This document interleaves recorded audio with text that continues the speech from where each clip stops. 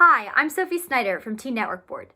TNB is a county and school board appointed teen advocacy group composed of Arlington High School students from different backgrounds and parts of the county. Our overall mission is to provide a community voice for Arlington youth. As part of our work, we hope to keep youth informed on issues that impact the well-being of our community.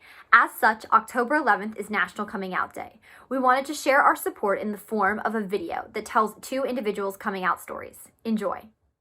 National Coming Out Day was founded in 1988 by Richard Itchberg, a psychologist, and Jean O'Leary, a gay rights activist, to help raise awareness for the lesbian, gay, bisexual, and transgender community and its civil rights movements. They chose October 11th to mark the anniversary of the second major national March on Washington for lesbian and gay rights, which took place in 1987. With estimates of 500,000 people participating, it was nearly 5 times the size of the first march in 1979. National Coming Out Day is observed throughout the United States and other countries around the world.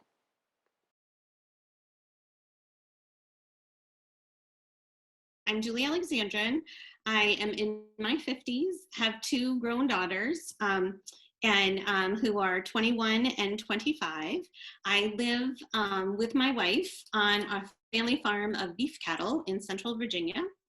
I am a college professor and administrator for the University of Phoenix, and I also co-facilitate a youth group called YALLS, which is for high schoolers who within the LGBTQIA plus community, and which works on advocacy and leadership. My name's Catherine, or Kat Sword. I'm 17. I'm a senior at Yorktown. I'm a trans woman girl. I will be a woman in like 9 months, but came out as trans in 8th grade. So I didn't come out until my 30s. I was married to a man. I dated men in college. And part of it was because now kind of looking back at like, why didn't I? I really realized I didn't explore my sexuality. And I think I know that I didn't because I knew that it wasn't safe in my house. My father is gay, so it's kind of unusual in that way, but he left my mother because he was gay. So my mother, who I lived with, wasn't totally, though she's likes, is not against people who are gay, she didn't want her daughter to be. And so it was very clear to me that I needed to be straight. And so I kind of just always went down that path. And then I really wanted kids. That's a real big thing. It was a real big thing for me. I really wanted kids. And so it was kind of like, hey, this is the easiest way. I was in the, late 80s was when I went to college. And so the easiest way to do that at that point, and hardly anybody was talking about other ways for lesbian couples to do that, was to get a guy. So I never really even understood my sexuality, which I think is really interesting until, so I was married, so we met in college. My first husband I met in college, and he and I dated in college, moved in together after college, and got married 2 years later. And then 2 years later, we had our first daughter together. And then 4 years later, we had another daughter. And so it wasn't until after our second daughter was finishing breastfeeding and we kind of knew we weren't going to have any more children that I kind of said,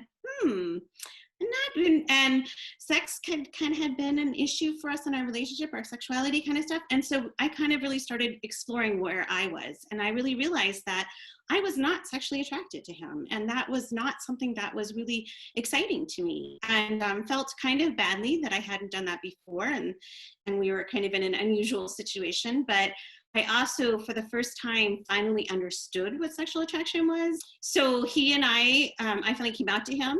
And then then we stayed together for a year, and probably that year was one of our best of our marriages because the sexual issue wasn't an issue for us anymore. We understood where we were coming from. And after a year, we both decided that we wanted to explore more of dating other people and being with other people. So we split up, and I met a woman. I dated her, and I married her. So she was my first wife,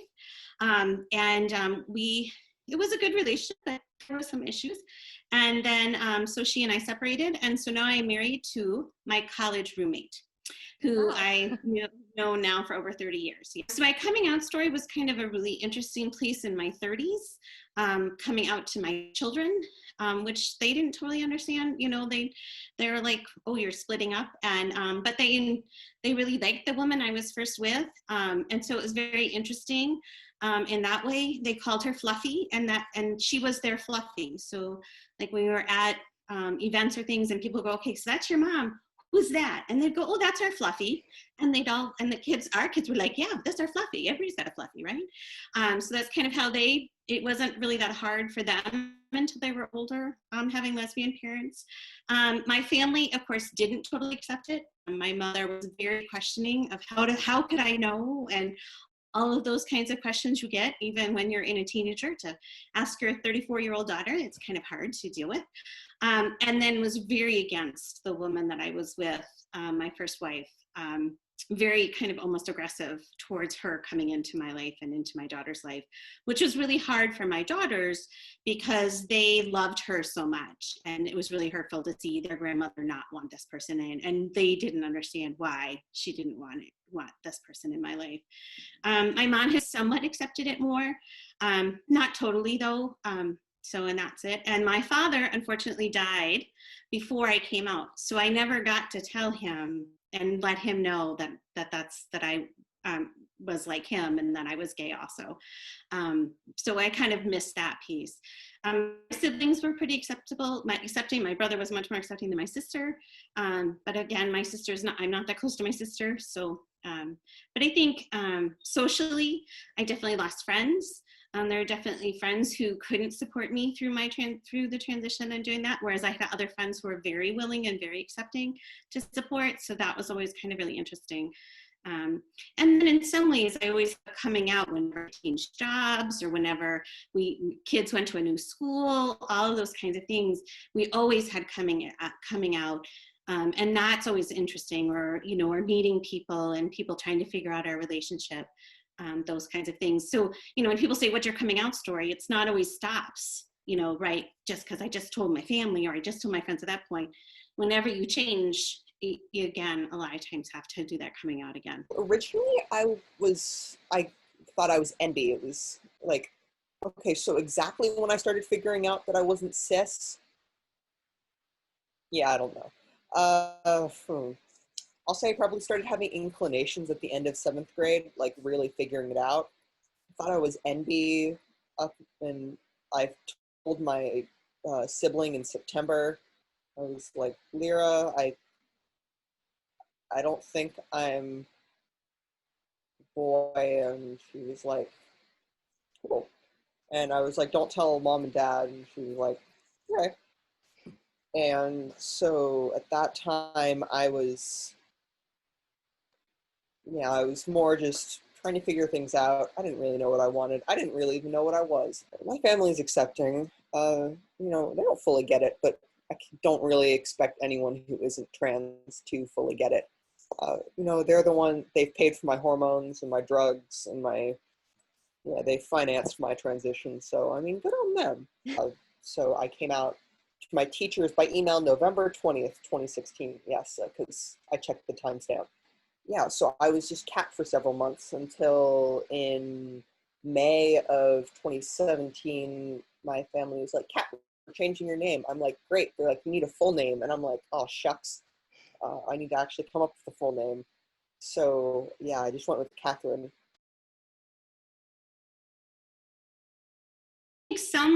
Sometimes I think finding a good time to do it when people really can really listen, at a family dinner or at a time when everybody's sitting together and has time to do it and people aren't rushing off so that questions can be answered and things like that can happen.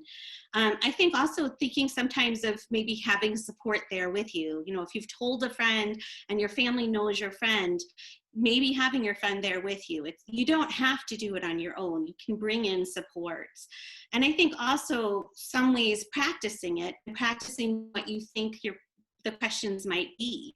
And even sometimes asking your friend, like, "What do you think my parents might ask?" Or asking your friends those questions too, because if they know your parents, they may also have some insights into what your parents might think, or them also being someone that you came out to, they might have had, hey, this is what I was thinking when you came out. Maybe your folks might think that also. So kind of having someone on the other side sometimes helps us see what we might be missing. But I think also knowing that,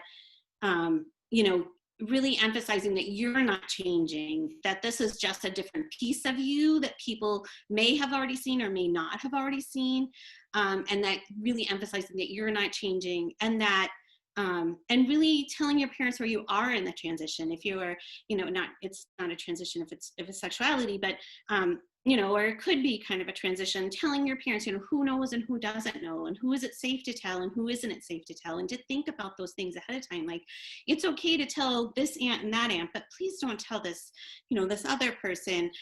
Those kinds of things I think can also really help your family by not outing you, not intentionally, and that kind of thing, and talking about that conversation of who do you want them to tell, and who's safe to tell, and who do you want to tell, and who's important for you to tell. I think that's important too. Test the waters first, then take the plunge. I have friends whose families weren't fully supportive, but their families mostly just weren't acquainted. Basically, most parents, from my experience, love their kids and want what's best for their kids.